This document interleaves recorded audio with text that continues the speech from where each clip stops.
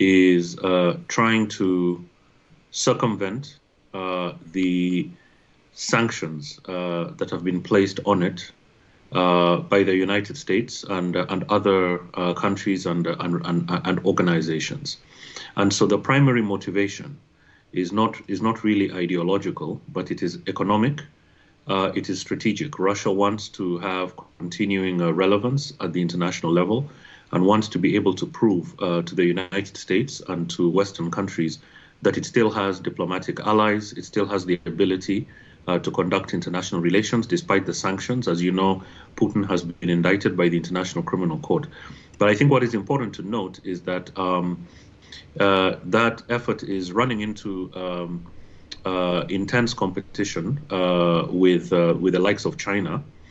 China, as you know, has significantly expanded its engagements in Africa, economically, militarily, in terms of security, in terms of its loan instruments, finance instruments, as well as infrastructure. China is on the African continent in a very big way. The diplomatic role between the West and Russia. Obviously, a lot of African countries came to the aid or supported Russia at the peak of the Ukraine war.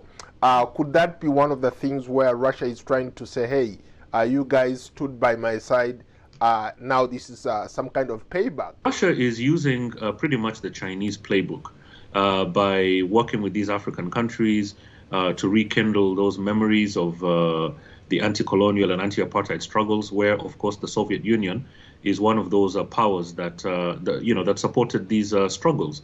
And so we see that language coming back to the mainstream. We see that language being deployed by a number of African countries, by Russia itself. But what is very interesting is that Russia is following a Chinese playbook, because that's exactly what happened on the Chinese side. The only difference is that on the Chinese side, the instrument of influence was economic, mainly economic, and to some extent diplomatic and security. With Russia, it's the exact opposite, because economically speaking, Russia doesn't really have much to offer. China's trade with African countries is almost 7 times more than Russia's trade with African countries. But what Russia is putting on the table for these African countries is the use of its state-owned mercenaries. We saw a little bit of that play out, especially during the most recent coups in West Africa. And some of those leaders who have taken power since then have strategically reached out to Russia to ask for support. You're looking at Mali, Burkina Faso, you are looking at Niger. Fundamentally, it is also an indication of the lack of capacity, right? Because if you have capacity to respond to insurgent activity and to terrorist insurgents, as we saw in Mali and other places, then there'll be no need to take a step as controversial as requesting a foreign power to supply mercenaries. Mercenaries do what they do for payment, right?